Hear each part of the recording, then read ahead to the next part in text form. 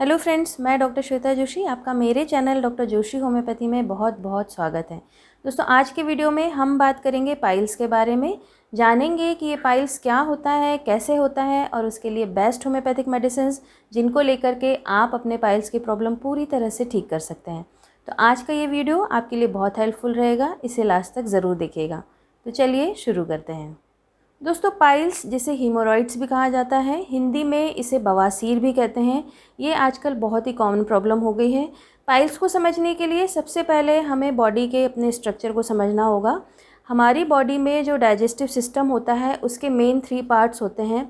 Small intestine यानी छोटी आंत, लार्ज इंटेस्टाइन यानी बड़ी आंत, और लास्ट जो पार्ट होता है वो होता है रेक्टम यानी जिसे गुदा भी कहते हैं।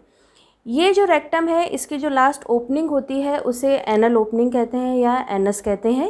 जब भी कभी इस रेक्टम और एनस में यानी जो हमारा गुदा है, गुदा मार्ग है, और जो हमारा मल द्वार है उसमें जो वेन्स होती हैं यानी रक्त नलिकाएं होती हैं, उनमें जब भी स्वेलिंग आ जाती है या किसी भी तरह का इन्फ्लेमेशन हो जाता है, यानी जब भी वो स्वेल्ड अप हो जाती हैं या किसी भी तरह का इन्फेक्शन हो जाता है, तो उस समय जो हमें डिस्कम्फर्ट होता है या उस समय जो हमें प्रॉब्लम होती है, उस समस्या को पाइल्स कहते हैं या हीमोरॉइड्स कहते हैं। इसकी वजह से आपको स्टूल पास करने में काफ़ी प्रॉब्लम होती है, काफ़ी डिस्कम्फर्ट फील होता है। टाइप्स की अगर हम बात करें तो जो पाइल्स हैं वो 2 तरह के होते हैं, external piles and internal piles. External piles जो होते हैं उन्हें हम फील कर सकते हैं, बाहर से देख सकते हैं। जो एनल ओपनिंग है उसके बाहर की स्किन के अंदर जब भी रक्त नलिकाएं हैं या वेन्स हैं, जब वो स्वेल्ड अप हो जाती हैं, तो उस कंडीशन को एक्सटर्नल पाइल्स कहते हैं। इंटरनल पाइल्स जो है उसमें रेक्टम के अंदर अगर उसकी नलिकाएं या वेन्स जो है वो अगर स्वेल्ड अप हो जाती हैं तो उसे इंटरनल पाइल्स कहते हैं। इन्हें जनरली हम देख नहीं पाते और ना ही फील कर पाते हैं। सिम्टम्स की अगर हम बात करें तो एनल ओपनिंग में काफ़ी ज़्यादा इचिंग होगी, पेन होगा। जब भी आप स्टूल पास करते हैं तो आपको काफ़ी डिस्कम्फर्ट फील होगा। इसके अलावा आपको जो एनल ओपनिंग है वहाँ पे स्वेलिंग फील होगी। नेक्स्ट जो सिम्टम आता है वो ये कि पाइल्स के कारण आपको बैठने में भी काफ़ी प्रॉब्लम होती है, काफ़ी इरिटेशन होता है। कई बारी ब्लीडिंग भी होती है, स्टूल के साथ आप ब्लीडिंग देख सकते हैं। कई बारी नॉर्मल भी जो पाइल्स है उनमें से भी ब्लीडिंग स्टार्ट हो जाती है। पाइल्स के कारण कई बारी बैक एक भी फील होता है। तो ये कॉमन सिम्टम है जो पाइल्स की कंडीशन में देखने के लिए मिलते हैं। अब हम बात करते हैं कि कारण क्या क्या होते हैं जो पाइल्स होने के लिए रिस्पॉन्सिबल होते हैं। तो सबसे पहला और मेन कारण है रिकरेंट कॉन्स्टिपेशन। अगर आपको हमेशा कॉन्स्टिपेशन बना हुआ है, कब्ज़ की शिकायत है, तो आपको बहुत ज़्यादा चांसेस हैं कि आपको पाइल्स की प्रॉब्लम डेवलप हो जाए। नेक्स्ट जो रीज़न होता है वो है ओबेसिटी। अगर आप ओवरवेट हैं तो उसकी वजह से भी आपको पाइल्स की प्रॉब्लम डेवलप हो सकती है। थर्ड जो रीज़न आता है वो है प्रेगनेंसी। ड्यूरिंग प्रेगनेंसी जो फीमेल्स हैं वो काफ़ी ओवरवेट हो जाती हैं। इसके अलावा जो यूट्रस है उसके साइज़ बढ़ने के कारण जो डाइजेस्टिव ऑर्गन्स हैं उन पे काफ़ी प्रेशर बढ़ता है और उसकी वजह से डाइजेशन स्लो हो जाता है। तो उस समय में भी पाइल्स की प्रॉब्लम डेवलप होने के बहुत ज़्यादा चांसेस होते हैं। नेक्स्ट जो रीज़न आता है वो है कि अगर आप बहुत ज़्यादा हैवी वेट उठा रहे हैं या किसी बहुत ज़्यादा भारी चीज़ को उठा रहे हैं या धका रहे हैं, तो उसकी वजह से भी आपको पाइल्स की प्रॉब्लम डेवलप हो सकती है। नेक्स्ट जो रीज़न है कि अगर आपको रिपीटेड डायरिया बना हुआ है यानी लूज़ मोशंस हो रहे हैं, चाहे वो एक्यूट हो या क्रॉनिक केस हो, तो उसके कारण भी आपको पाइल्स की प्रॉब्लम डेवलप हो सकती है। नेक्स्ट जो रीज़न है वो ये कि अगर आपका जॉब ऐसा है जब आपको ज़्यादा सिटिंग वर्क करना पड़ रहा है, तो उसकी वजह से भी आपको जल्दी पाइल्स की प्रॉब्लम डेवलप होने के चांसेस होते हैं। अब हम बात करते हैं होम्योपैथिक मेडिसिन के बारे में। तो दोस्तों, होम्योपैथी में बहुत अच्छी मेडिसिन है जो आपको आपके बवासीर की प्रॉब्लम से पूरी तरह से छुटकारा दिला सकती हैं। कई बार ये होता है कि पेशेंट ये सोच लेते हैं कि अब हमारी ये पाइल्स की प्रॉब्लम का कोई इलाज नहीं है और हमें इसकी सर्जरी कराना पड़ेगा, बट ऐसा नहीं है। सही टाइम पे अगर आप होम्योपैथिक ट्रीटमेंट लेते हैं तो आपको पाइल्स की समस्या से पूरी तरह से छुटकारा मिल सकता है। होम्योपैथी में सबसे पहली मेडिसिन जो पाइल्स के लिए आती है वो है एलोस सोकोट्रीना।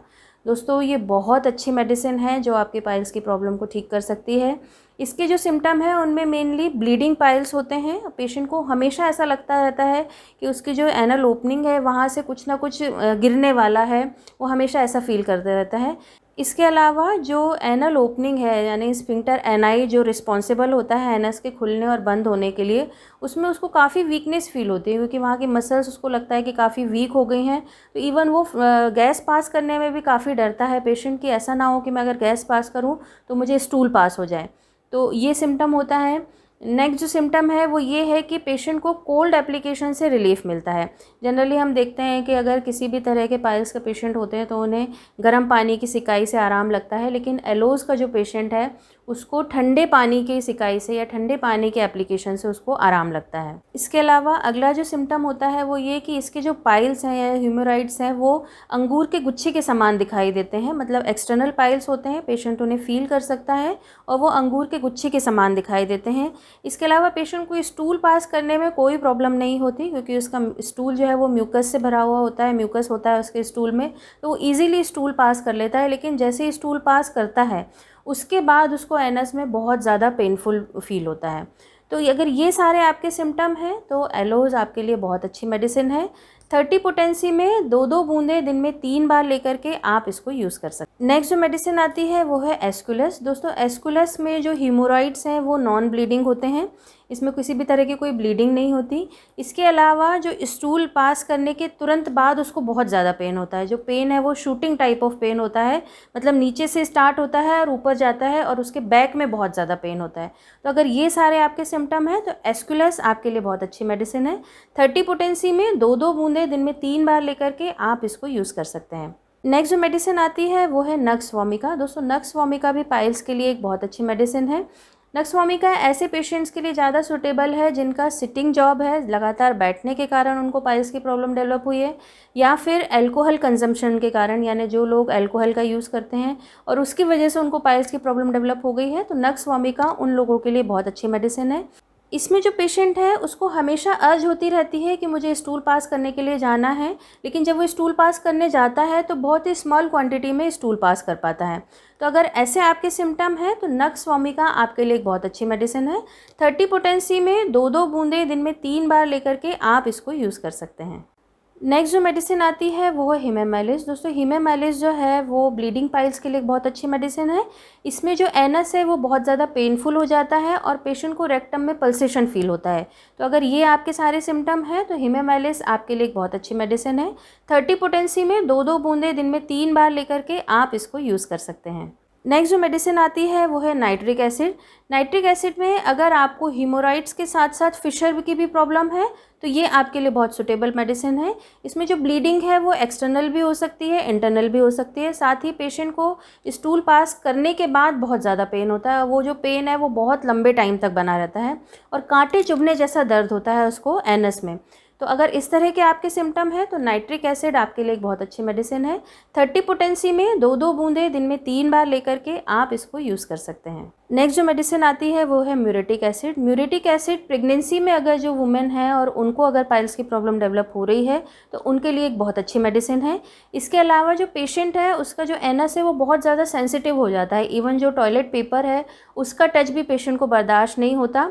कई बारी यूरिन पास करने के साथ साथ भी पेशेंट स्टूल पास कर देता है। तो अगर ये सारे आपके सिम्टम हैं और आपको पाइल्स की प्रॉब्लम है तो म्यूरेटिक एसिड आपके लिए एक बहुत अच्छी मेडिसिन है। 30 पोटेंसी में 2-2 बूंदें दिन में 3 बार लेकर के आप इसको यूज़ कर सकते हैं। नेक्स्ट जो मेडिसिन आती है वो है थ्यूजा। अगर आपको एक्सटर्नल पाइल्स हैं, आप बाहर से फील कर पा रहे हैं कि आपको पाइल्स की प्रॉब्लम है, हीमोरॉइड्स हो गए हैं, कई बारी लोग इसे मसे भी कहते हैं कि हमें जो एनस है जहाँ से हम स्टूल पास करते हैं वहाँ पे हमें मसे हो गए हैं, तो अगर ये आप फील कर पा रहे हैं तो थ्यूजा आपके लिए बहुत अच्छी मेडिसिन है। इसको आपको 200 पोटेंसी में वीक में सिर्फ 2 बार यूज़ करना है। तो ये तो थी कुछ होम्योपैथिक मेडिसिन जिनको आपको अपने सिम्टम के हिसाब से लेना है। इसके अलावा एक मेडिसिन जो आपको किसी भी तरह का पाइल्स हो उसमें यूज़ करना है वो है BC number 17 bio combination number 17। इसकी आपको 4-4 टैबलेट दिन में 3 बार लेकर के यूज़ करना है। इसके अलावा एक्सटर्नल एप्लीकेशन के लिए आप एस्कुलस क्रीम का भी यूज़ कर सकते हैं। तो दोस्तों ये तो थी कुछ होम्योपैथिक मेडिसिन जिनको लेकर के आप अपने पाइल्स हीमोरॉइड्स की प्रॉब्लम पूरी तरह से ठीक कर सकते हैं। इसके अलावा आपको कुछ प्रिकॉशंस भी ध्यान रखना है। आपको ऐसे डाइट नहीं लेना है जिससे कि आपको कॉन्स्टिपेशन डेवलप हो।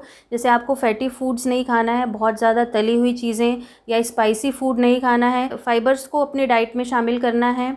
इसके अलावा पानी बहुत ज़्यादा पीना है, आपको हाइड्रेशन का प्रॉपर ध्यान रखना है जिससे आपका डाइजेशन ठीक हो। नेक्स्ट जो प्रिकॉशन आपको ध्यान रखना है वो ये कि अगर आपको पाइल्स की प्रॉब्लम है तो थोड़ा सा आप गर्म पानी से या हॉट वाटर बैग से सिकाई कर सकते हैं, जिससे आपको रिलीफ मिल सकता है। इसके अलावा आपको कुछ एक्सरसाइज, योगा को अपनी रूटीन में लाना है। सारा टाइम सिटिंग का वर्क नहीं करना है जिससे कि आपको पाइल्स की समस्या डेवलप ना हो। तो ये कुछ प्रिकॉशन रख के प्लस होम्योपैथिक मेडिसिन लेकर के आप अपने पाइल्स की समस्या पूरी तरह से ठीक कर सकते हैं। उम्मीद है आपको मेरा ये वीडियो पसंद आया होगा। इसे प्लीज़ लाइक करिए, शेयर करिए और मेरे चैनल को सब्सक्राइब करिए। साथ ही साथ बेल बटन को भी दबाइए ताकि आपको मेरे आने वाले वीडियो की नोटिफिकेशंस टाइम से मिलते रहें। चलिए मिलते हैं अगले वीडियो में, तब तक के लिए नमस्कार।